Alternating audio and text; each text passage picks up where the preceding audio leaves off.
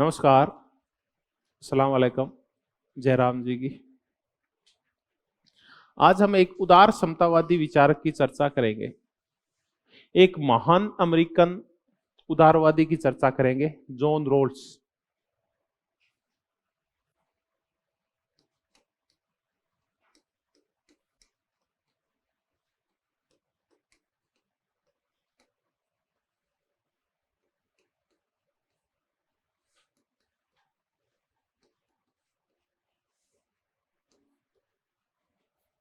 देखिए, आप अगर इसको देख के और अपने आप को इससे अलगाव सा महसूस कर रहे हैं, आप ये फील कर रहे हैं पता नहीं ये तो कितना बड़ा आदमी था, तो आप में से कईयों का हम उम्र है ये। ध्यान से देखोगे तो आपकी उम्र भी इससे कम है नहीं है। ये कोई बहुत ज्यादा पुराना नहीं है, आपके समकालीन सही है ना।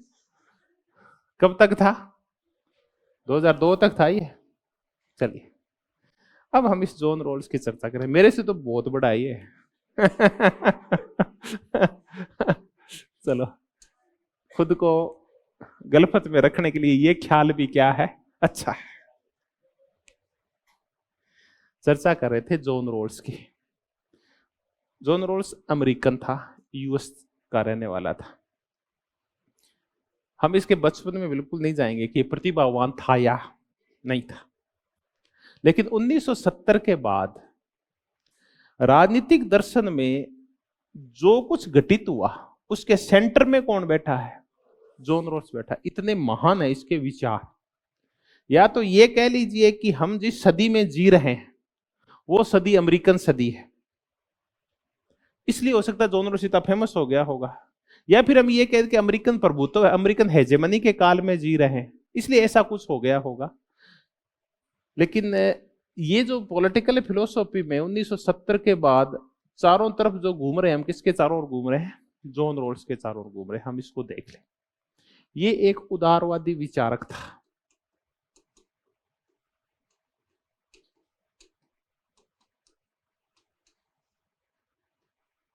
उदारवादी विचारक वो होते हैं जो स्वतंत्रता को महत्व देते हैं, वो संपत्ति के अधिकार को महत्व देते हैं, राज्य के ज्यादा हस्तक्षेप को स्वीकार नहीं करते, लोकतंत्र को अच्छी शासन प्रणाली मानते हैं, व्यक्तियों के अधिकारों की चर्चा करते हैं, इंडिविजुअल गुड की भी चर्चा करते हैं, इन सब की चर्चा करते हैं।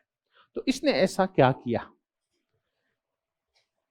देखिए, पहले आया जॉन लोक। जॉन लोक जब आया तो वो उदारवाद को लेके आया, और उदारवाद में उसने प्राकृतिक अधिकारों पे बल दिया, संपत्ति के अधिकार पे बल दिया, और इंडिविजुअल गुड के ऊपर बल दिया, और स्वतंत्रता के ऊपर बल दिया। फिर धीरे धीरे प्राकृतिक अधिकारों की खिलाफत होने लगी कि अधिकार प्राकृतिक नहीं होते, ये अमूर्त अधिकार होते हैं। तो फिर उपयोगितावाद आया, उसने उदारवाद में थोड़ा सा सुधार किया। उसने कहा अधिकार विधिक होते हैं, पर छोटा मोटा संपत्ति पे प्रतिबंध भी लगाया जा सकता है, और हर चीज का आधार है वो प्राकृतिक अधिकार नहीं है, बल्कि अधिकतम लोगों का अधिकतम हित है। फिर वो चला गया, तो फिर ये लोग आ गए, ग्रीन जैसे लोग। इन्होंने उसको नैतिकता के साथ जोड़ दिया। अधिकार ने प्राकृतिक होते न विधिक होते, बल्कि कैसे होते? नैतिक होते। और उन्होंने कॉमन गुड के साथ चीजों को जोड़ दिया, और संपत्ति के प्रतिबंध थोड़े से और ज्यादा कर दिए। फिर आधुनिकवादी आ गए, आधुनिक उदारवादी आ गए, वो कल्याणकारी राज्य ले आए। फिर कल्याणकारी राज्य जब आ गया तो राज्य ने बहुत सारे काम करने लग गया। परिणाम क्या निकला कि राज्य के ऊपर बोझ बहुत ज्यादा बढ़ गया, काम बहुत ज्यादा हो गया, और कमाई क्या हो गई? कम हो गई। ऊपर से नौकरशाही पनप गई, और नौकरशाही ने भ्रष्टाचार पैदा कर दिया। तो जिस नौकरशाही को कल्याण के लिए रखा गया था वो इतनी ज्यादा व्यापक और शक्तिशाली हो गई कि उसने फिर है ना कल्याण में रोड़े अटकाना शुरू कर दिया। तो राज्य ना ओवरबर्डन हो गया, स्टेट के पास खर्चा बहुत हो गया, क्योंकि हर काम राज्य, बच्चा पैदा हो रहा है तो राज्य काम कर रहा है, बड़ा हो रहा है तो उसको फ्री में पढ़ा रहा है, उसको शिक्षा दे रहा है, स्वास्थ्य दे रहा है, उसको नौकरी दे रहा है। तो ऐसे में फिर राज्य का विरोध शुरू हुआ, आधुनिक उदारवाद का विरोध शुरू हुआ। तो हम कहते हैं किन्सवाद का विरोध शुरू हो गया, किन्सियन स्टेट का विरोध शुरू हो गया। हम कल्याणकारी राज्य को और कौन सा राज्य बोलते हैं? किन्सियन स्टेट बोलते हैं, जो किन्स ने के आर्थिक सिद्धांतों से पैदा हुआ था। किन्स से कहा था कि राज्य को आर्थिक मामलों में हस्तक्षेप करना चाहिए और जनता के कल्याण के लिए, जबकि लोक और एडम स्मिथ कहते हैं ऐसा नहीं करना चाहिए। फिर दो धाराएं चल पड़ी उसके बाद, आधुनिक उदारवाद के बाद। एक धारा थी वो इच्छा स्वेच्छा तंत्रवादियों की थी, वो बोला किंसवाद को खत्म करो, इस किंसवाद की वजह से राज्य के ऊपर काम बहुत हो गया है, राज्य इतने काम थोड़ी कर पाएगा, कितना भ्रष्टाचार हो गया, नौकरशाही कितनी हावी हो गई, हर काम है ना सरकार करने लग गई है, आदमियों को खुला छोड़ो, उनको अपने हिसाब से अपनी योग्यता के अकॉर्डिंग आगे बढ़ने दो। वो थे इच्छा स्वेच्छा तंत्रवादी। दूसरे कहते हैं यार इतना भी मत काम करो, राज्य से कुछ तो काम करने दो। वो कौन थे? उदार समतावादी। ऐसा उदार समतावादी कौन है? जॉन रॉल्स, जो राज्य की कल्याणकारी भूमिका को स्वीकार करता है, थोड़ा थोड़ा किंस जैसी चर्चाएं करता है। तो है तो ये उदारवादी विचारक। तो उदारवादी विचारक मूलतः किसके ऊपर बल देते हैं? लेकिन जॉन रॉल्स एक ऐसा उदारवादी है जिसने काय पे बल दिया है? समानता के ऊपर, और जिसने काय पे बल दिया है? नैतिकता के ऊपर। अब देखें कि उदारवाद के साथ संकट क्या है। उदारवाद की तो बेसिक थीम ये है, वो कहता है समानता राजनीतिक वगैरह हो सकती है, आर्थिक और अन्य समानताएं नहीं हो सकती। राज्य आपकी आवश्यकताओं की पूर्ति नहीं करेगा, ये तो रात्रि प्रेरी होता है राज्य। ये कहते हैं नहीं, स्वतंत्रता के साथ साथ क्या जरूरी है? समानता भी जरूरी है। और समानता का तात्पर्य है व्यक्ति की बेसिक नीड्स की क्या होनी चाहिए? मूलभूत आवश्यकताओं की पूर्ति होनी चाहिए। और इसके लिए एक और चीज जरूरी, क्या बताइए उसने? नैतिकता। उदारवाद का नैतिकता से कोई संबंध नहीं है। बोला नैतिकता व्यक्ति डिसाइड करेगा क्या नैतिक है और क्या अनैतिक है। नैतिकता के कोई सार्वभौमिक नियम है नहीं हो सकते, व्यक्ति डिसाइड करेगा। तो ये ऐसा विचारक है जिसने स्वतंत्रता के साथ समानता और किसको जोड़ दिया? नैतिकता को जोड़ दिया। तो जॉन रॉल्स ने उदारवाद का एक नया चेहरा प्रस्तुत किया, इच्छा स्वेच्छा तंत्र के खिलाफ, कल्याणकारी राज्य को बढ़ावा देने के लिए। है तो ये उदारवादी, लेकिन उसने उदारवाद को क्या कर दिया? व्यापक कर दिया। उसको फ्रीडम के साथ, लिबर्टी के साथ साथ इक्वलिटी के साथ और जोड़ दिया। आज तक हम मैंने दो प्रकार के सिद्धांत पढ़ते आए हैं, या दो प्रकार की विचारधाराएं पढ़ते आए। एक है उदारवाद और दूसरा है समाजवाद। उदारवाद बल देता है स्वतंत्रता के ऊपर और समाजवाद बल देता है समानता के ऊपर। हम कहते हैं कि उदारवाद है ये प्रक्रियात्मक न्याय उपलब्ध करवाता है, अभी चर्चा कर लेंगे। और समाजवाद है ये कैसा न्याय उपलब्ध करवाता है? तात्विक न्याय उपलब्ध करवाता है, प्रक्रियात्मक न्याय। आपके लिए प्रक्रिया सबके लिए समान होगी, उसमें कोई भेदभाव नहीं होगा। आरपीएससी स्कूल लेक्चरर भर्ती करेगी, असिस्टेंट प्रोफेसर भर्ती करेगी, किसी के साथ कोई अन्याय नहीं होगा। ये नहीं होगा कि सिर्फ उच्च जाति वाले ही बन पाएंगे, किसान के और दलितों के जो वंशज हैं वो नहीं बन पाएंगे, ऐसा कुछ नहीं है। प्रक्रिया सबके लिए समान है। आप आओ, प्रतियोगिता में भाग लो, योग्य हो तो बन जाओगे वरना नहीं बनो। भेदभाव नहीं होगा, आपके सामने कोई हाइडल खड़ी नहीं की जाएगी, प्रोसेस सबके लिए समान होगी। दूसरे होते हैं समाजवादी, वो कहते हैं प्रोसेस समान होने से नहीं होता। कई बार एक किसान का बेटा है जो खेतों में काम कर रहा है, दूसरा एक अमीर का बेटा जो कॉन्वेंट स्कूल में पढ़ के आया है, और इन दोनों को कहो कि तुम प्रतियोगिता में साथ बैठो तो बताओ कौन जीतेगा? आपने कहा सब खुला मैदान है, प्राप्त कर लो, तो जीतेगा कौन? वो जो कॉन्वेंट स्कूल में पढ़ के आया, अच्छे जिसको व्यवस्था है, जिसको घर पे कुछ करना ही नहीं है, तो वही जीतेगा। तो वो तो एक दिन हमेशा ही हारेगा। तो उस हारने वाले का भी तो क्या करना पड़ेगा? कुछ इलाज करना पड़ेगा। प्रक्रियात्मक न्याय बिल्कुल सिंपल तरीके से मैंने आपको 20 बार पहले भी समझाया है कि ये है पेड़, और इस पेड़ पे ये है असिस्टेंट प्रोफेसर का पद या स्कूल लेक्चर का, जिसका भी पद है। अब नीचे एक हाथी है, एक गिलहरी है, एक बंदर है, एक कछुआ है। उदारवादी कहते हैं ये है प्रक्रिया सबके लिए, प्रोसेस सबके लिए क्या है? समान है। पेड़ पे चढ़ो और असिस्टेंट प्रोफेसर है बन जाओ, तो बंदर बन जाएगा और कई बार गिलहरी भी बन जाएगी। हाथी पेड़ पे चढ़ नहीं पाता, कछुआ नहीं चढ़ पाता, वो कभी भी असिस्टेंट प्रोफेसर नहीं बनेगा। अब ये है कि जो दिव्यांग है भारतीय समाज में, जो महिलाएं हैं, जो दलित हैं, जो ईडब्ल्यूएस के हैं, जो किसान हैं, ओबीसी हैं, उनको इतनी सुविधाएं नहीं मिलती जितनी बाकी को मिलती है। तो वो कौन है? वो है कछुआ और हाथी। तो उनको हमेशा थोड़ी पिछड़ेंगे, तो क्या करें? इनको अतिरिक्त मौके दिए जाते हैं, इनको आगे बढ़ने के, उनको धक्का दिया जाता है कि चलो हम क्रेन लेके आते तो ऊपर उठाएंगे और एमपी का पद दे देंगे। इसको हम कौन सा न्याय बोलते हैं? इनको बेसिक नीड्स इनकी पूरी की जाती है, इनको किताबें दी जाती है, स्कॉलरशिप दी जाती है, समाज कल्याण किया जाता है। ये होता है कौन सा न्याय? इससे समानता की स्थापना होती है।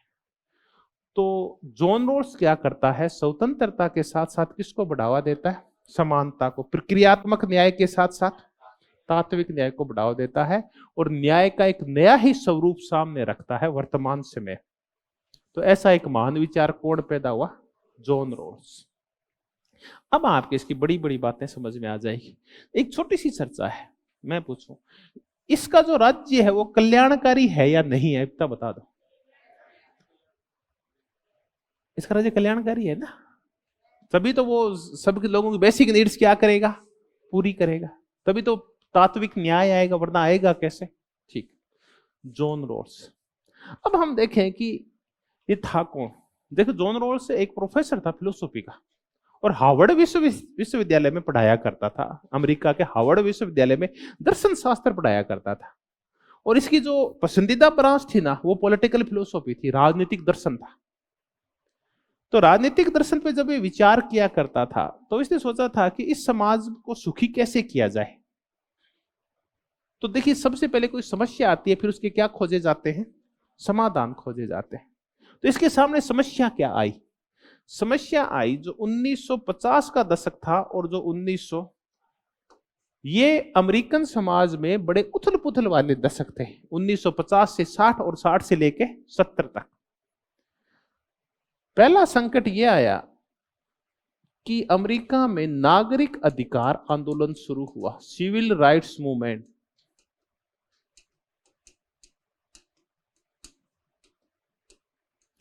अश्वेत लोगों ने इस आंदोलन की शुरुआत की। आज तक अमेरिका में जब संसाधनों का वितरण होता था तो उसके ऊपर श्वेतों का कब्जा था। अश्वेत दोयम दर्जे के समझे जाते थे। अच्छे स्कूल्स के बाहर, अच्छे क्लब के बाहर और अच्छे समुद्र तट और अच्छे पार्क के बाहर यह लिखा होता था, कुत्तों और अश्वेतों का प्रवेश वर्जित है। जैसे अपने साथ करते थे अंग्रेज, उनसे भी बुरा अमेरिकन श्वेत वहां के किसके साथ करते हैं? अश्वेतों के साथ। तब उन अश्वेतों ने कौन सा आंदोलन छेड़ा? नागरिक अधिकार आंदोलन, सिविल राइट्स मूवमेंट छेड़ा। एक दिन छोटी सी बात हुई थी कि एक रोजा पार्कर, मैंने आपको कई बार पहले भी बताया है, उसको बस से उतार दिया और एक गोरे ने सीट को लेकर झगड़ा हुआ था। गोरा बोला कि यहाँ के जितने भी संसाधन अमेरिका के, उस पर पहला हक किसका है? ये हमारा है पहला हक। तो बोला पहला हक उसका है जो इससे सीट के पैसे देता है। मैंने पैसे दिए फ्री में, मैं भी यहाँ की नागरिक हूं, तुम भी यहाँ के नागरिक हो, फर्क इतना ही था, तेरा रंग गोरा है, मेरा रंग है काला है। तो उस बस में झगड़ा हुआ तो रोजा पार्कर ने हार दी मानी और वो आंदोलन धीरे धीरे क्या होता गया? बड़ा होता गया। बड़ा होता गया तो एक व्यक्ति ने उसका नेतृत्व करना शुरू किया जो था Martin Luther king. Martin Luther king है ना, वो समझदार आदमी था। उसको पता था कि अगर हमने आंदोलन को हिंसक कर दिया ना तो सरकार किसकी है? श्वेतों की। तो ये हमें कुचल देगी। तो उसने कौन सा रूप दिया इसको? गांधीवादी रूप दिया।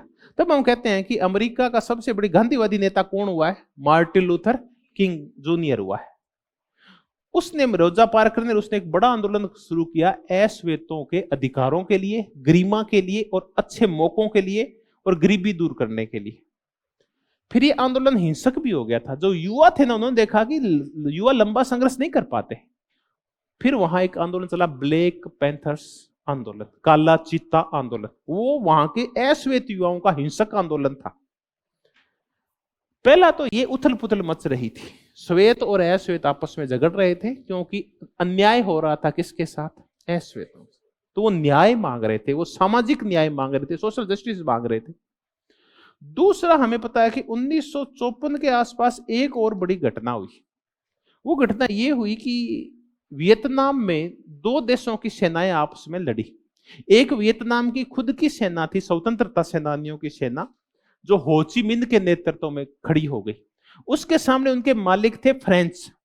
वियतनाम के ऊपर फ्रांस का कब्जा था। तो फ्रांसीसी और वियतनामी आपस में झगड़े, फ्रांसीसी हार गए तो फ्रांसीसी वियतनाम छोड़ के भाग गए। अब वियतनाम की जो लोकेशन है ना, वो चीन के पास है और आपको पता है कि 1949 में चीन क्या हो चुका था? साम्यवादी हो चुका था। तो माओ वहां दखलंदाजी कर रहा था और वहां यूएसएसआर में स्टालिन दखलंदाजी कर रहा था और क्रुश्चेव आ गया था तो वो पैसा दे रहा था। हो ची मिन्ह के दो दोस्त थे, एक यूएसएसआर और दूसरा साम्यवादी चीन, माओवादी चीन। तो हो ची मिन्ह जीत गया। अमेरिका ने सोचा कि अगर यहां से फ्रांस जो मेरा दोस्त है वो भाग गया तो यहां से धीरे धीरे इस पूरे क्षेत्र में साम्यवाद फैल जाएगा। तो जैसे फ्रांस भागा वहां किसकी सेना आके रुक गई? अमेरिका। वियतनामियों ने हार नहीं मानी, अमेरिकन पागल हो गए क्योंकि वो अपने आप को महाशक्तिशाली समझते थे। उन्होंने निर्दोष वियतनामियों को मारना शुरू कर दिया। पूरे संसार में हाहाकार मच गया कि आप बच्चों को क्यों मारते हो, औरतों को क्या मारते हो, आप जंगल क्यों जला रहे हो, और आप वहां के खेतों में इतना खतरनाक जहर क्यों डाल रहे हो कि हजारों साल तक वहां खेती नहीं हो सकती, तो ये मानवता के विरुद्ध काम क्यों कर रहे हो। तो अमेरिका के खिलाफ अमेरिका के कुछ लोगों ने, बेंजामिन बार्बर जैसे लोगों ने, नोम चोम्स्की जैसे लोगों ने बहुत भारी मात्रा में अपनी सरकार का विरोध शुरू कर दिया। तो एक तो वियतनामियों के साथ अन्याय हो रहा है और दूसरा किसके साथ अन्याय हो रहा है?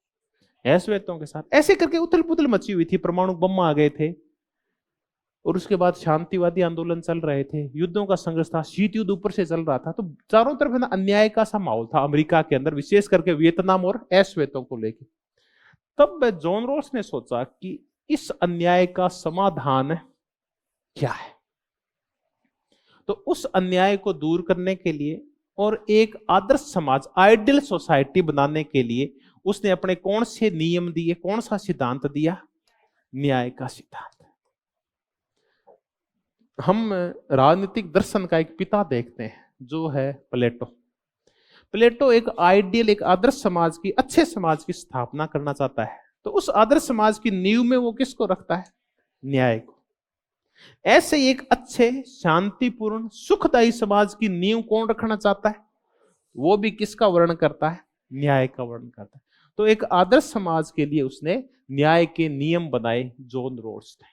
ठीक, तो ये था जॉन रॉस। हमने वो पृष्ठभूमि देखी जब काय की आवश्यकता पड़ी, न्याय के नियमों की जरूरत पड़ी। आखिर जरूरत क्यों पड़ी, क्यों उसके मस्तिष्क में विचार आया? अच्छा, अब चलते हैं, दो व्यक्तियों की चर्चा करते हैं, एक प्लेटो और दूसरा जॉन रॉस। प्लेटो के मन में विचार क्यों आया कि एक अच्छा राज्य बनाएंगे और उसकी नींव में हम न्याय होगा? क्यों आया था? क्योंकि अन्याय था और उसके गुरु को मार दिया गया था। लोग भौतिक चीजों के पीछे दौड़ रहे थे, पागल हो गए थे संपत्ति के लिए। लोग उदात्त विचार, नैतिकता, सद्गुण खत्म हो गए थे। ऐसे में वो अच्छे समाज का निर्माण करना चाह रहा था। और ऐसी अशांति कौन से समाज में फैली हुई है? अमेरिकन समाज में। इसलिए ये भी क्या चाहता है? एक अच्छे समाज का निर्माण करना चाहता है। तो जैसे प्लेटो चाहता है वैसे ही जॉन रॉस चाहता है। अब जॉन रॉस ने एक अच्छे समाज के, आइडियल समाज के निर्माण के लिए एक लेख लिखा 1957 के आसपास, जस्टिस एज फेयरनेस।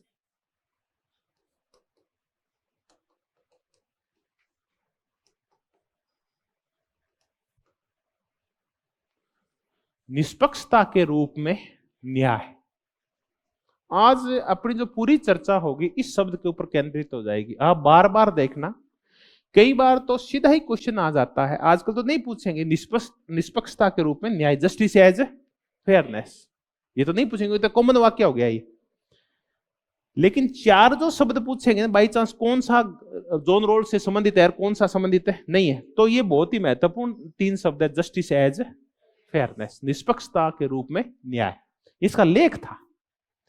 इसी लेख को बाद में इसने बढ़ाते बढ़ाते और अन्य किताबें लिख दी जिनके सबके सेंटर में क्या है? Justice as fairness. अब चर्चा करते हैं। उपयोगितावादियों ने जो कुछ लिखा उसके मूल में क्या है? अधिकतम व्यक्तियों का अधिकतम सुख है। वैसे ही जॉन रॉस का आधार वाक्य क्या है? न्याय। किसके रूप में? निष्पक्षता के रूप में न्याय, या स्वच्छ न्याय, निष्पक्ष न्याय, या उचितता के रूप में न्याय। आप इंग्लिश में याद रखो, जस्टिस एज फेयरनेस। फेयरनेस होता है कि अगर हम अपने रिश्तों में या फिर अपने संबंधों में हम फेयर होते हैं, कई बार हम झूठे होते हैं। तो जब हम ईमानदार होते हैं तो हम क्या कहते हैं? हम क्या है? अपने काम में फेयर है। आप खुद कहते हैं कि न कल तो मैं अपने साथ है ना सही काम नहीं कर पाया, फेयर नहीं था अपने प्रति। कि मैं पढ़ना था लेकिन मैं सो गया था। तो ये फेयरनेस होता है, निष्पक्ष रहना, सही रहना, उचित रहने को हम क्या बोलते हैं? फेयरनेस बोलते हैं। ठीक। फिर इसकी पुस्तक आई 1971 में, इसी को वर्दी की गई, ए थ्योरी ऑफ जस्टिस।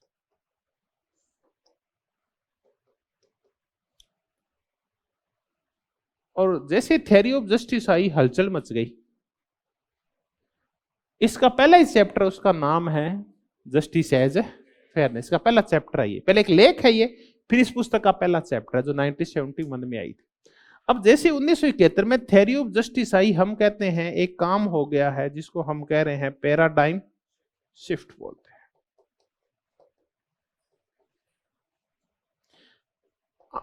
पैराडाइम क्या होते हैं, प्रतिमान क्या होते हैं, ये हम और चर्चाएं कर लेंगे। कुल मिला के ज्ञान का जो व्यापक रूप है उसको हम क्या बोलते हैं? पैराडाइम। सिद्धांत, अवधारणाएं, मॉडल्स, ये सारी व्यापक रूप में जब एक साथ केंद्रित हो जाती है तो क्या बन जाता है? पैराडाइम। एक पूरी सोच बनती है इससे। व्यवहारवाद अपने आप में क्या था? एक पैराडाइम शिफ्ट था। पूरा परंपरावाद चला गया था और आधुनिकवाद आ गया था। मूल्य चले गए थे और तथ्य आ गए थे। अध्ययन के विषय बदल गए थे, अध्ययन के विषय नए नए हो गए थे। कहा हम जहां दर्शन की चर्चा किया करते थे, अब अर्थशास्त्र की चर्चा कर रहे हैं, मनोविज्ञान की चर्चा कर रहे हैं, सोशियोलॉजी की चर्चा कर रहे हैं। तो ये सब कुछ आ गया था। तो इसका तात्पर्य ये है कि 1945 के बाद परंपरावाद के खिलाफ व्यवहारवाद का आना क्या है? पैराडाइम शिफ्ट है। इसने हर एक ज्ञान के हर एक क्षेत्र पे कब्जा कर लिया। नई अवधारणाएं, नया ज्ञान, रिसर्च के नए तरीके, नए नए टॉपिक, ऐसा हो गया था। ऐसा ही पैराडाइम शिफ्ट फिर कब हुआ? 1971 में। बिल्कुल फिर एक नया चेंज आ गया। हम वापस मूल्यों की ओर लौट आए। वापस न्याय, स्वतंत्रता, समानता, सुख, भातृत्व, बंधुत्व, वितरण, इन सब की चीजों की चर्चा करने लगे हैं। तो हम इसको क्या बोलते हैं? क्या हुआ? पैराडाइम शिफ्ट हुआ। अब इस पुस्तक को रोक लेते हैं, इस यहां से चर्चा कर लेते हैं। जॉन रॉल्स के बारे में कुछ और चर्चा है। राजनीति दर्शन का पिता कौन है? पॉलिटिकल फिलोसॉफी का प्लेटो। राजनीति विज्ञान का अरस्तु, सबको पता है। हम एक और करते हैं, वो है राजनीति सिद्धांत। वह राजनीति सिद्धांत के पुनरुत्थान का पिता कौन है? वो है जॉन रॉल्स। और उसकी कौन सी पुस्तक? ए थ्योरी ऑफ जस्टिस। अब हम कह रहे हैं कि ये आखिर ये राजनीतिक सिद्धांत और राजनीतिक सिद्धांतों का पुनरुत्थान क्या है, इसका रिवाइवल क्या है? 1945 के बाद जो व्यवहारवाद आया, इस व्यवहारवाद के बाद ये कहा जाने लगा कि सिद्धांतों की क्या हो चुकी है? मौत हो चुकी है, डेथ हो चुकी है, डिक्लाइन हो चुके हैं, सिद्धांत मर चुके हैं। अब कौन से सिद्धांत मर चुके हैं? तो जैसे हम सिद्धांत कहते हैं ना, तो सिद्धांतों का जो झुकाव होता है वो किस ओर होता है? दर्शन की ओर ज्यादा होता है। हालांकि एक सिद्धांत में विज्ञान और दर्शन दोनों आते हैं, लेकिन झुकाव किसकी ओर होता है? एक थ्योरी का झुकाव फिलोसॉफी की ओर ज्यादा होता है। तो एक सिद्धांत में मूल चीज क्या होती है? मूल्य होते हैं। ठीक है, अब पहले चलिए मूल्य कौन से? तो 1945 से पहले जब हम चर्चा कर रहे हैं मूल्यों की, तो एक मूल्य है राष्ट्रवाद, एक मूल्य है स्वतंत्रता, चाहे वो देश की स्वतंत्रता हो, चाहे वो नारियों की स्वतंत्रता हो, चाहे वो आर्थिक स्वतंत्रता हो, चाहे कोई सी हो। हम चर्चा कर रहे हैं समानता की, हम चर्चा कर रहे हैं न्याय की, हम चर्चा कर रहे हैं सुरक्षा की, हम चर्चा कर रहे हैं शांति की, हम चर्चा कर रहे हैं सत्य की, हम चर्चा कर रहे हैं अहिंसा की। तो ये सारे के सारे क्या हैं? मूल्य है। मूल्यों पे सभी लोगों के विचार क्या होते हैं? अलग अलग होते हैं। राष्ट्रवाद के ऊपर सब लोग अलग अलग सोचते हैं। एक अलग मूल्य। अच्छा राष्ट्रवाद कौन सा है, क्या होना चाहिए? तो नेहरू जी कह रहे हैं कि उदार राष्ट्रवाद होना चाहिए। तिलक और वीर सावरकर कह रहे हैं कि उग्र राष्ट्रवाद होना चाहिए। कुछ कह रहे हैं धार्मिक राष्ट्रवाद होना चाहिए, कुछ कह रहे हैं राष्ट्रवाद होना ही। रविंद्रनाथ टैगोर कहता है कि संश्लेषणात्मक राष्ट्रवाद होना चाहिए, व्यापक राष्ट्रवाद होना चाहिए। स्वतंत्रता पे सब अलग अलग सोच रहे हैं। लोग कह रहे हैं कि आर्थिक स्वतंत्रता होनी चाहिए, और हेबरमास जैसे लोग कह रहे हैं कि सभी प्रकार से मुक्ति होनी चाहिए, किसी प्रकार का कोई शोषण है, प्रत्येक प्रकार के शोषण से स्वतंत्रता होनी चाहिए। हन्ना अरेंटे कह रही है कि सार्वजनिक कार्यों में भाग लेने की स्वतंत्रता होनी चाहिए। तो स्वतंत्रता के सब अलग अलग अर्थ, समानता के अलग अर्थ, न्याय के अलग अर्थ लगा रहे हैं। तो इन सब को हम क्या बोलते हैं? मूल्य। मूल्य काय में होते हैं? दर्शन में क्या होते हैं? जब आ गए व्यवहारवादी तो ये सारी चीजें क्या हो गई? गायब हो गई। अब काय का अध्ययन होने लगा। अब आ गया मानव का व्यवहार किन चीजों से प्रभावित होता है। तो मानव का व्यवहार प्रभावित होता है उसके मनोविज्ञान से। तो साइकोलॉजी पढ़ने लगे हम पॉलिटिकल साइंस के साथ मिला के। अब हम देख रहे हैं कि वुड्रो विल्सन ऐसा क्यों था। अब हम देख रहे हैं कि गांधी जी ऐसे क्यों थे। नेहरू की पृष्ठभूमि क्या थी। अब इसमें सोशियोलॉजी घुसा दी हमने। अब हमें इसने अर्थशास्त्र घुसा दिया। अब इसने मैथ्स घुसा दिया, स्टैटिक्स घुसा दी। हम देख रहे हैं लोग वोट क्यों डालते हैं, वोट किसको डालते हैं, कैसे डालते हैं। अब हम कह रहे हैं कि भारत के लोग जाति के आधार पर वोट डालते हैं। ये व्यवहारवादी अध्ययन है। जाति के आधार पर वोट डालना सही है या गलत है, ये कैसा अध्ययन है? परंपरागत सैद्धांतिक अध्ययन है। तो जो जैसा है उसका वैसा वर्णन कर दो, ये व्यवहारवाद कहता है। तो आप सुधार की चर्चा नहीं कर रहे हैं, समाज सुधरेगा कैसे, बल्कि आप चर्चा कर रहे हैं कि समाज है कैसा। आप तो ये बता रहे हैं, तो है तो सबको ही पता है कैसा है, आप कोई अनोखा थोड़ी बता रहे हैं। अब सुधार बताओ आप। तो आप ये कह रहे हैं कि अमेरिका में अश्वेत लोग हैं, वो कुल संख्या में कितने % पढ़े लिखे हैं? 20%। उनकी 15% महिलाएं पढ़ी लिखी है। वो 30% लोग रोजगार में है। 30% में से 50% लोग खेती में काम करते हैं। इनमें से 10% लोग अपराधी हैं। तो आप तो ये बता रहे हैं, ये कैसा अध्ययन है? इनमें से 10% है वो उसको पार्टी, कौन सी की पार्टी, रिपब्लिक को वोट देते हैं। वो इसमें से 25% वो फला पार्टी को वोट देते हैं। आप आंकड़ों के साथ खेल रहे हैं, ये नहीं बता रहे कि इनकी शिक्षा बढ़ेगी कैसे, इनके रोजगार के मौके कैसे बढ़ेंगे, ये नागरिकों के इनको अधिकार कैसे प्राप्त होंगे। ये कौन बताते हैं? जब मूल्यों की, सिद्धांतों की, दर्शन की चर्चा करते हैं वो बता रहे हैं। तो मैंने कहा 1945 के बाद सिद्धांतों की मौत होनी शुरू हो गई थी। और ये मौत कब तक चली? 1945 से लेके और 1960, विशेषकर 69 तक चली। जब क्या आ गया था? उत्तर व्यवहारवाद आ गया। तब तक दर्शन चला गया, मूल्य चले गए, निर्देशात्मकता चली गई, मानकीयता चली गई, समाज सुधार कैसे हो ये सारी बातें चली गई, शांति कैसे आए, परमाणु बमों से कैसे निपटे, ये सारी चीजें चली गई थी। ये कब आई वापस लौट के? जब कौन सी पुस्तक आई? 1971 में, जब ए थ्योरी ऑफ जस्टिस आई। और जैसी एक थ्योरी ऑफ जस्टिस आई, व्यवहारवादी गायब हो गए। 1970 के बाद आप व्यवहारवादियों का अध्ययन नहीं करते।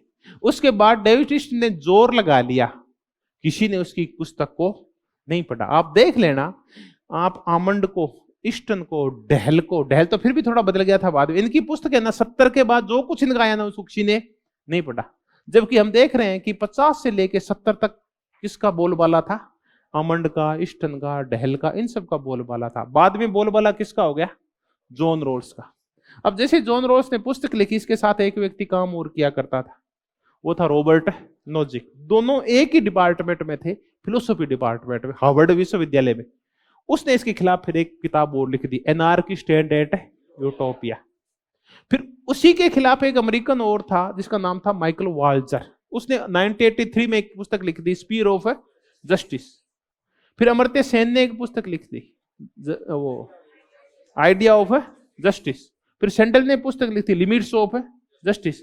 फिर सुसान मोलर ओकिन ने पुस्तक लिख दी, जेंडर एंड जस्टिस।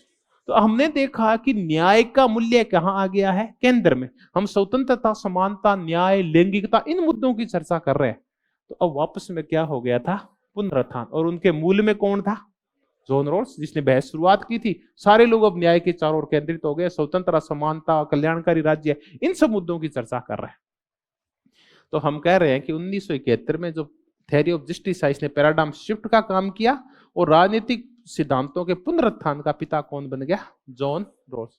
इसके बाद व्यवहारवादी पीछे चले गए और ये जो परंपरावादी टाइप लोग हैं वापिस आगे आ गए। फिर आलोचना होने लगी इस पुस्तक की, थ्योरी ऑफ जस्टिस की। सैंडल कर रहा है, सारे लोग कर रहे हैं, माइकल वाल्जर कर रहा है, और ये कर रहा है क्या नाम, विशेषकर रॉबर्ट नोजिक जैसे लोग कर रहे हैं, हेयक कर रहा है। तब फिर इन्होंने उन सब का जवाब देने के लिए एक पुस्तक और लिखी, वो था पॉलिटिकल लिबरलिज्म।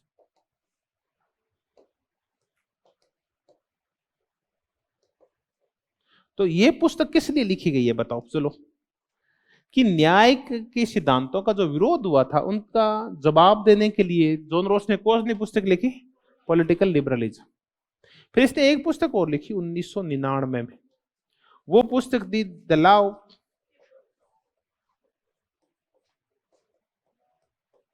Of people. इसमें अंतरराष्ट्रीय न्याय की चर्चा है।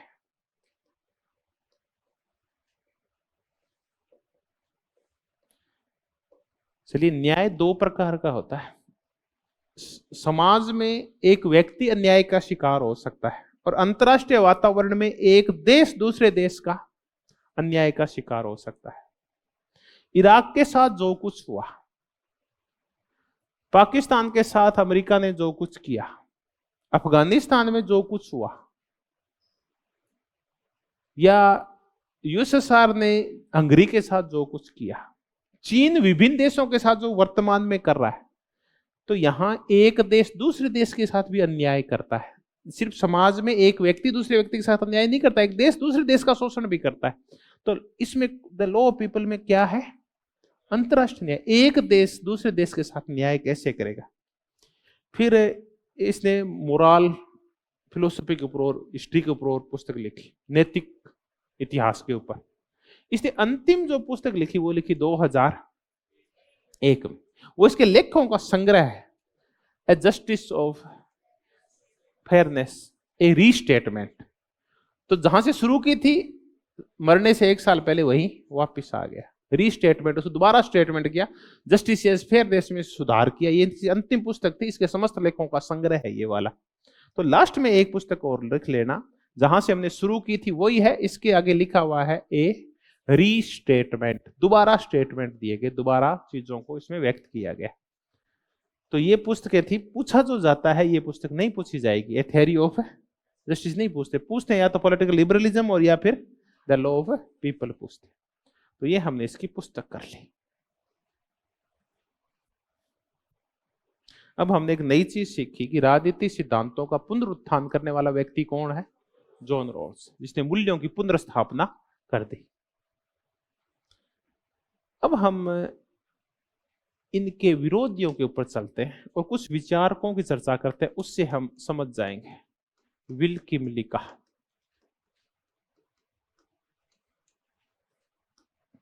विल किमलिका कहता है कि अगर आप ध्यान से देखेंगे तो राजनीतिक सिद्धांतों का पुनरुत्थान करने में मुख्य भूमिका किसकी है। बस अब फैक्ट तैयार हो गया है। पहले हम साधारण बात कर रहे थे कि राजनीतिक सिद्धांतों के पुनरुत्थान का पिता है, अब ये कह कौन रहा है ये बात, विल किमलिका कह रहा है। ऐसा ही एक व्यक्ति है माइकल, ये आपका रॉबर्ट नोजिक।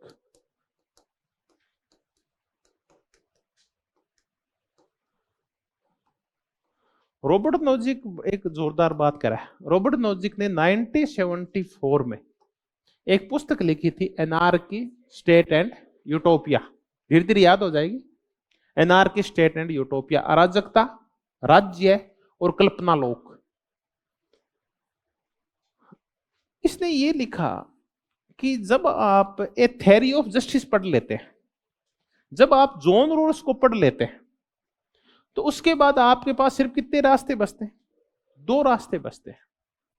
एक रास्ता तो ये, या तो आप रॉल्स का क्या करो, समर्थन करो, या रॉल्स का क्या करो, विरोध करो। आपके पास और कोई तीसरा रास्ता नहीं। ये ना बहुत ही गंभीर वाक्य है। ऐसी ही बातें प्लेटो के बारे में कही कार्ल पॉपर ने, कि प्लेटो का दर्शन इतना व्यापक था कि बाद में यूरोप का दर्शन या तो उसका समर्थन किया या उसका विरोध दिया, नया कुछ नहीं है उसमें। ऐसी बातें रॉबर्ट नोजिक किसके बारे में कह रहा है? जॉन रोल्स के बारे में। वो कह रहा है कि ये समर्थन और क्या है, विरोध है। तीसरा रास्ता कौन सा होता है? तीसरा रास्ता होता है कि आप न्याय का नया नियम बनाओ, वो होता है तीसरा रास्ता। तो कोई भी न्याय का नया नियम नहीं बना पाया, क्योंकि न्याय के नए नियम बनाने के लिए जॉन रोल्स ने रास्ता नहीं छोड़ा। न्याय दो ही तो प्रकार का होता है, एक होता है प्रक्रियात्मक न्याय और एक होता है तात्विक न्याय। तो आप तो या तो इनका समर्थन करो या करो विरोध, तीसरा न्याय होता ही नहीं है, तो आप लाओगे कहां से? तो इसका न्याय सिद्धांत इतना व्यापक है कि ये समस्त प्रकार के न्याय के क्षेत्रों को अपने अंदर समेट लेता है। तो बाकी जिसने भी पुस्तक लिखी है ना बाद में, चाहे अमर्त्य सेन ने लिखी हो, चाहे सैंडल ने लिखी हो, या वाल्जर ने लिखी हो, या रॉबर्ट नोजिक ने लिखी हो, इन्होंने कईयों ने उसका समर्थन किया और कईयों ने उसका और नया न्याय का नियम बना नहीं पाए। ठीक है, एक मुद्दा हम और करते हैं। चैपमैन एक छोटी सी बात बोलता है चैपमैन कि गोथिक जो भवन होते हैं, मुझे नहीं पता गोथिक भवन शायद रोमन काल में जो भवन बनते थे, ये बड़े, इनमें दो विशेषताएं पाई देती थी। ये बड़े सिंपल भी होते थे और बड़े जटिल भी होते थे। कि बड़े साधारण दिखते थे लेकिन इनका वास्तु बड़ा जटिल हुआ करता था। चलो अपन ये देखते हैं कि आप जो ऐसा करते हैं, गोथिक को छोड़ देते हैं और आपको कोई भी एक भवन है वो समझ में नहीं आ रहा भाई, वो एक साथ कठिन और सरल और जटिल कैसे हो सकते हैं, कोई भी स्थापत्य कला।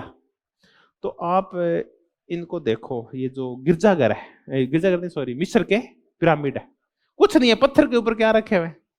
पत्थर रखे हुए। आपके ऐसे पत्थर तो मैं भी रख दूं, लेकिन इतने बड़े बड़े पत्थर है, इतने ऊपर आप लेके कैसे जाओगे? तो वो बड़ी भारी जटिलता है।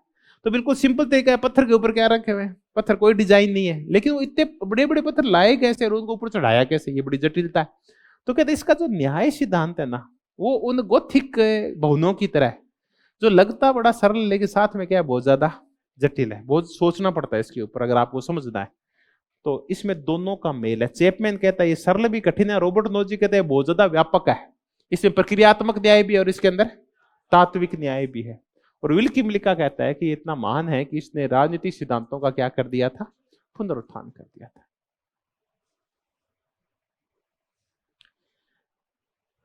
अब ये न्याय के बारे में कहता क्या है? अब आप कहते हैं कि मैं तो ना 5-7 लाइनें करके जाऊंगा जॉन रोल्स की, तो वो कौन सी है उनको कर लेते हैं। जो सबसे महत्वपूर्ण जो मुद्दा है हम अब उसके ऊपर आ रहे हैं। लास्ट में ना आप 20 लाइनें में सिमट जाता है ये पूरा ही। न्याय क्या है, इसको ये परिभाषित कर रहा है कुछ रूपों में। तो इसका जो पहला है, सबसे जो फेमस स्टेटमेंट है न्याय के बारे में, कि न्याय सामाजिक व्यवस्था का या समाज का प्रथम सद्गुण है। न्याय समाज का प्रथम सद्गुण है। वो वैसे ही है जैसे चिंतन का सद्गुण कौन होता है? सत्य। बिल्कुल सिंपल सी थ्योरी है। अगर आप चिंतन कर रहे हैं तो क्या पाना चाहते हैं? सत्य। सत्य की प्राप्ति के लिए चिंतन करते हैं हमेशा। तो अगर आप समाज के, अच्छे समाज की स्थापना पाना चाहते हैं तो आप बताओ किसके बारे में सोचेंगे? न्याय। तो न्याय कैसा सद्गुण है? प्रथम सद्गुण। कई बार हम कंफ्यूज हो जाते हैं प्लेटो के साथ। प्लेटो कहता है कि न्याय 4 नंबर का सद्गुण है कर्म में, लेकिन वो सर्वोच्च सद्गुण है। तो सर्वोच्च सद्गुण कौन बोलता है न्याय को? प्लेटो। लेकिन प्रथम सद्गुण कौन बोलता है? John Rawls. ये प्लेटो कहता है कि पहला सद्गुण है वो है बुद्धि, दूसरा है साहस, ज्ञान, ज्ञान के बाद साहस, और साहस के बाद संयम। ये 3 सद्गुण है। फिर चौथा सद्गुण जो इन तीनों को आपस में जोड़ देता है, बस। तो इसका मतलब नंबर पे तो चौथा है, लेकिन है कैसा वो? इन तीनों को जोड़ता है, इसलिए इन सबसे सर्वोच्च है वो। ये कह रहा है कि न्याय समाज का कौन सा सद्गुण है? प्रथम सद्गुण है। ये एक और बड़ी जोरदार बात बोलता है कि न्याय मूल्य नहीं है बल्कि न्याय क्या है, मानक है। ये बहुत जोरदार बात है। पहला महत्वपूर्ण वाक्य ये, दूसरा ये कि न्याय मूल्य नहीं है बल्कि न्याय एक मानक है। स्वतंत्रता, समानता, भातृत्व, राष्ट्र, सुख, शांति, समृद्धि, ये सारे तो है मूल्य। न्याय मूल्य नहीं है, न्याय मानक है। बाकी मूल्यों को नापने का एक पैमाना है कौन, न्याय। आपको नापनी है किसी भी समाज में स्वतंत्रता, आपको नापनी है किसी भी समाज में समानता, तो कौन से मानक का प्रयोग करोगे आप, न्याय का प्रयोग करोगे।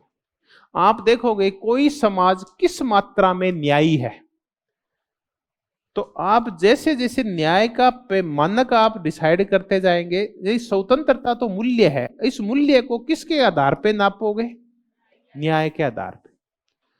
अगर न्याय ज्यादा होगा तो स्वतंत्रता ज्यादा होगी, न्याय कम होगा तो स्वतंत्रता कम होगी। किसी भी समाज में न्याय ज्यादा है तो वहां समानता ज्यादा होगी, और न्याय कम है तो समानता कम होगी। तो न्याय तो नापने के काम आता है, खुद मूल्य नहीं है। तो न्याय है वो दूध नहीं है बल्कि दूध को नापने वाला लीटर है। वो खुद तेल नहीं है बल्कि तेल को नापने वाला पैमाना है, मानक है। तो आप हर चीज का डिसाइड किस आधार पे करेंगे, मानक। मानक डिसाइड करता है हर चीज को, कितनी का वो कम है या वो ज्यादा है, पैमाना डिसाइड करता है। पैमाना कौन है, तो किसी भी समाज में आपको सुख नापना है तो बताओ कैसे नापोगे, न्याय से नापोगे। न्याय है तो सुख है, न्याय नहीं है तो सुख है नहीं है। तो हर चीज का एक ही मानक डिसाइड हो गया, कौन सा, न्याय। तो न्याय मूल्य नहीं है बल्कि न्याय मानक है। अब न्याय क्या है, तो ये कहता है कि न्याय समाज की सहयोगात्मक चेष्टा है, एक कोऑपरेटिव वेंचर है, समाज की सहयोगात्मक चेष्टा या कोऑपरेटिव वेंचर है।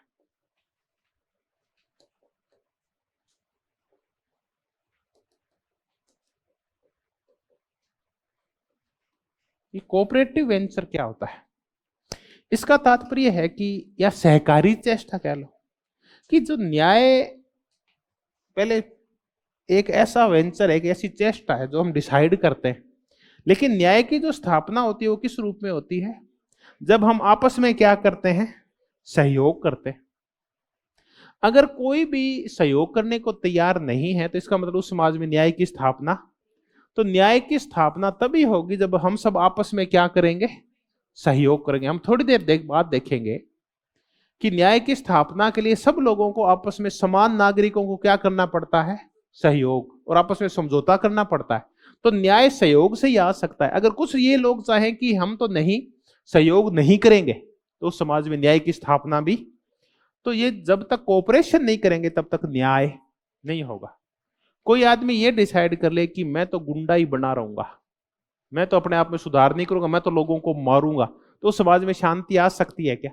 शांति लाने के लिए क्या जरूरी होता है, आपस में सहयोग। तो समाज में सुख लाना है, उसको आइडियल बनाना है, तो सबको आपस में क्या करना पड़ेगा, सहयोग। तो न्याय के लिए सबसे जरूरी व्यवस्था क्या होती है बताओ, आपस में। इनसे पूछा गया फिर राज्य क्या है, ये देखते हैं कि राज्य समान नागरिकों का समाज है। वहां सारे नागरिक क्या होते हैं, समान होते हैं, बस इतना ही। अब ये बार बार हम इस मुद्दे को देखेंगे। ये समान नागरिक आपस में क्या करते हैं, सहयोग करते हैं। सहयोग करते हैं तो किसकी स्थापना होती है, न्याय की स्थापना होती है। तो न्याय क्या है, हमने देखा, ये कोटेशन है इसकी छोटी छोटी, कि न्याय समाज का प्रथम सद्गुण है। जैसे चिंतन का प्रथम सद्गुण क्या है, सत्य। न्याय मूल्य नहीं है बल्कि न्याय मानक है, बाकी मूल्यों को नापने का एक आधार है। ये न्याय समाज की सहयोगात्मक चेष्टा है या एक कोऑपरेटिव वेंचर है। और राज्य समान नागरिकों का एक समुदाय है जिसमें सारे लोग समान होते हैं। अमेरिका में अन्याय क्यों था बताओ, क्योंकि नागरिक समान है नहीं थे। वहां श्वेतों के पास मौके ज्यादा थे बजाय किसके, ऐश्वेत, ठीक है। अब हम ये देखें कि इसका जो न्याय का पूरा सिद्धांत है वो प्रभावित है किससे, इसकी चर्चा करते हैं कि रोल्स का न्याय सिद्धांत किससे प्रभावित है, या रोल्स के न्याय सिद्धांत पर प्रभाव किसका है। ये बड़ा मजेदार अब मुद्दे आ जाएंगे।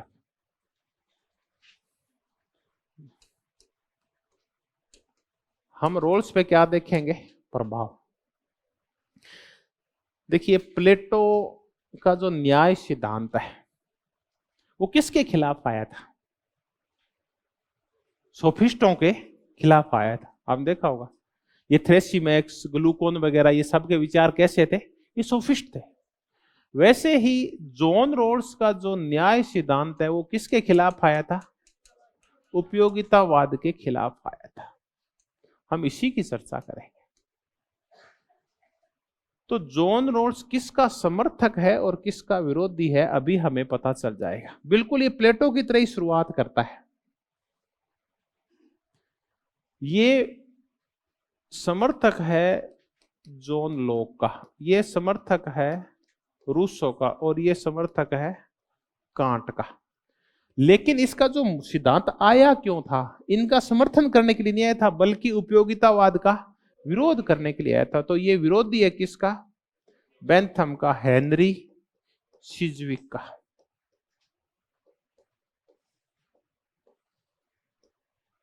इनका मूल विरोधी है। एक सहजबोधवादी और है, मूर जैसे लोग, उनका भी विरोधी, उनको छोड़ते, पहले इसको समझते। उपयोगितावाद बेंथम, मूलतः आप तो उपयोगितावाद किसका है, बेंथम, इसी को समझते हैं। झगड़ा किस मुद्दे को लेके है, झगड़ा एक आधार वाक्य को लेके है। वो आधार वाक्य है, दो झगड़े हैं, एक अधिकार और एक शुभ, एक है राइट और एक है गुड। अधिकार और शुभ में से पहले कौन आएगा, इसको लेके सारे झगड़े शुरू हुए। अधिकार है ये इंडिविजुअल होता है, शुभ होता है ये कॉमन होता है। तो पहले व्यक्ति है या पहले समुदाय है या पहले समूह है, इसको लेके झगड़ा शुरू हुआ। उपयोगितावादी ये कहते हैं कि हम है ना वो टेलियोलॉजिकल है, हम उद्देश्य पूर्णतावादी है। टेलियोलॉजी मैंने आपको शुरुआत में समझाई थी, आपको याद आ रहा होगा। अरस्तु के समय टेलियोलॉजी समझाई थी, उससे पहले भी समझाई थी, दो समझाई थी, टेलियोलॉजी और डिओन्टोलॉजी। परिणाम सापेक्ष और परिणाम निरपेक्ष। उपयोगितावादी हैं ये टेलियोलॉजिकल है। ये कहते हैं कोई भी काम तब करो जब आप उसके क्या जान लो, परिणाम जान लो। तो कोई भी काम है उसका परिणाम ये आए ना तो ही करो उसको। बताओ कौन सा परिणाम आए, अधिकतम व्यक्तियों का अधिकतम सुख।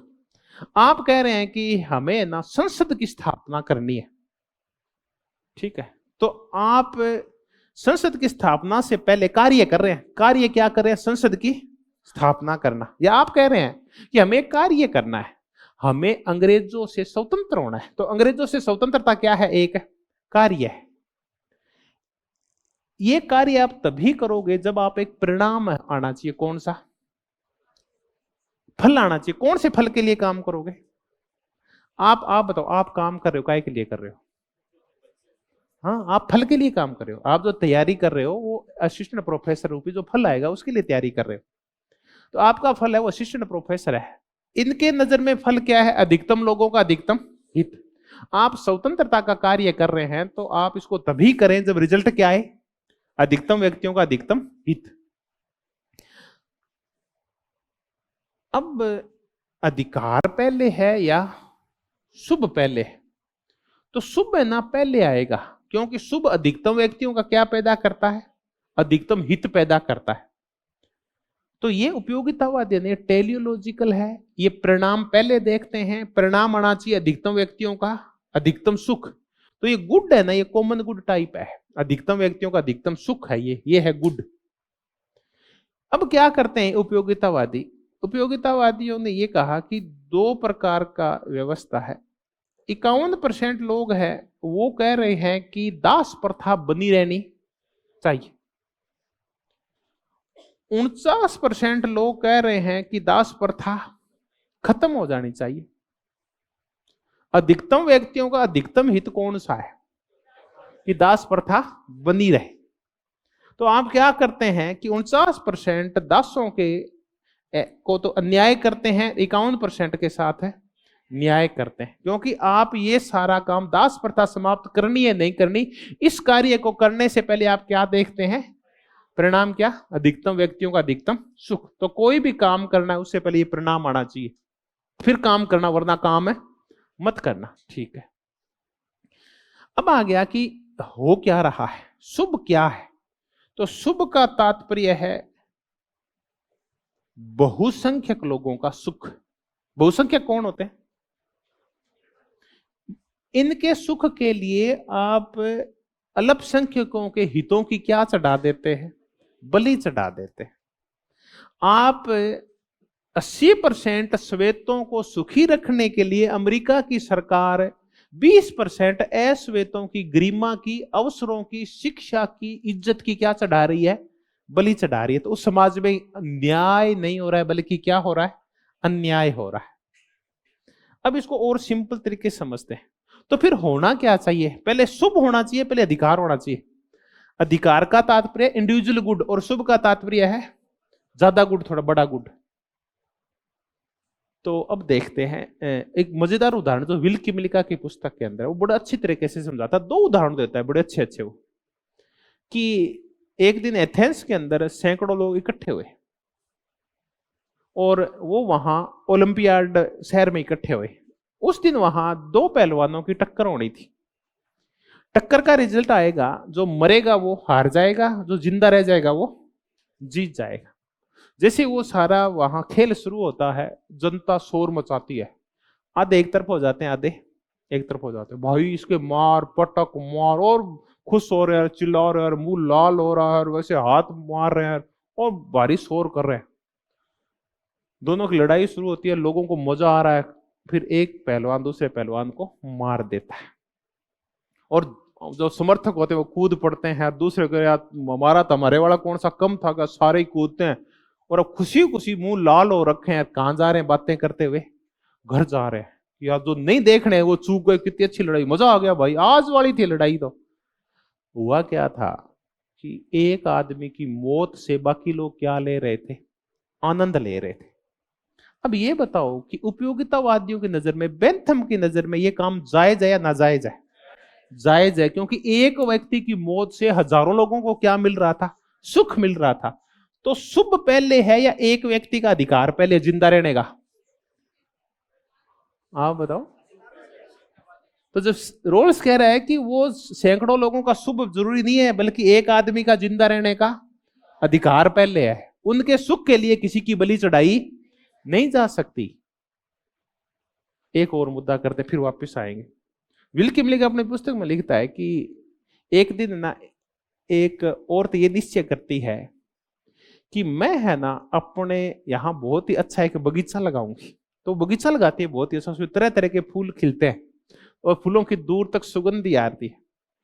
एक दिन ना कुछ औरतें और पुरुष आते हैं, वो कहा है क्या क्या बगीचा लगाया, मजा आ गया। कोई फूल तोड़ रहा है, कोई सूंघ रहा है, कोई घास पे लौट रहा है, कोई उसको ऐसे ऐसे कर रहा है? कोई उसको उखाड़ उखाड़ के देख रहा है, ऐसे सुंदर फूल कैसे पैदा हुए थे। वो कर क्या रहे हो? वो सारी भीड़ कह रही है, बेंथम ने कहा है बोलना नहीं है, हम सैकड़ों यार, तू क्या है? अकेली है। तो बेंथम बोले उखाड़ दो, क्योंकि उस उखाड़ने से सैकड़ों लोगों को क्या प्राप्त हो रहा है? आनंद प्राप्त हो रहा है, अधिकतम व्यक्तियों को अधिकतम सुख मिल रहा है। तो शुभ हो रहा है, भले ही किसी के अधिकार की क्या चढ़ जाए? बलि चढ़ जाए। तो उपयोगितावादियों की नजर में पहले क्या है? शुभ है। Good is prior than right. Good किससे पहले है? अधिकतम लोगों का भला एक व्यक्ति के भले से पहले है। अब चलते हैं रोल्स के पास। जॉन रोल्स कह रहा है कि नहीं, मेरा गुरु बेंथम नहीं है, मेरा गुरु है कांट। इमानुअल कांट कहता है कि प्रत्येक व्यक्ति अपने आप में साध्य है। एक छोटा सा वाक्य है कि प्रत्येक व्यक्ति अपने आप में साध्य है। छोटी सी लाइन है, बहुत ही महत्वपूर्ण लाइन है।